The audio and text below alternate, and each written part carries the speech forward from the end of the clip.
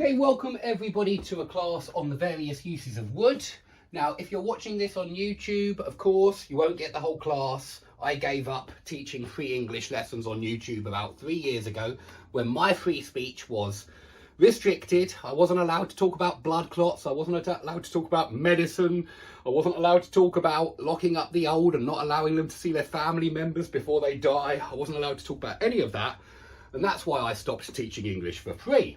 And so if you want to join these classes, you have to come along to my website. Now, the good thing about my website is I will, in future, sometimes be doing some free open classes on Zoom. And so I recommend that you buy my courses on my website. But some of you prefer to give money to people in San Francisco as well. And if you like doing that, then you buy my courses on Udemy. You can find them under the video.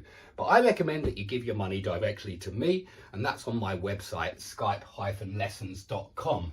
And so please, if you want the whole class, guys, if you enjoy these English lessons, and if you don't want to hear me talk about politics or anything like that, then you come to my website, because on YouTube, you know, this isn't a free open platform. It's an awful place. I'm not putting my English lessons on here for everybody.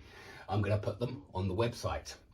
So today we're looking at various uses of would, and we've done this already with should, yeah, and would is another modal verb. These verbs that sound ud, yeah, would, could, should, a lot of them are modal verbs, and they have many different meanings, which makes them really tricky. Yeah, many different meanings for would and should, many different uses, many different functions. And so let's go through all the different reasons why you might use would, okay? So let's start with number one, which is requests. Yeah, you do use would for requests. And so will in a request sounds much more direct. Yeah, it sounds really direct, whereas would sounds more polite and less direct. So you can say, will you answer the door? Yeah, will you take my suitcases? Will you help me with this exercise?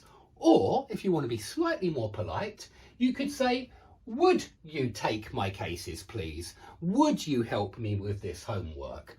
And some of you are probably already thinking, Dave, can I use can and could as well instead of would? Yes, you can. You can certainly say, can you answer the door? Could you answer the door?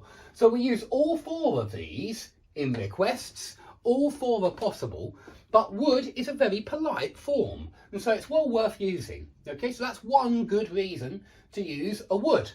Number two, we have already looked at, and I won't look at conditionals in this class in detail, but I want to include them on the board because it's a very common use of would. Yeah, so we use would in second conditional. If I were you, this is second. If and past, were, which is subjunctive. I were, not I was. Yeah, that's subjunctive. If I were you, I would resign. Or I would resign if I were you.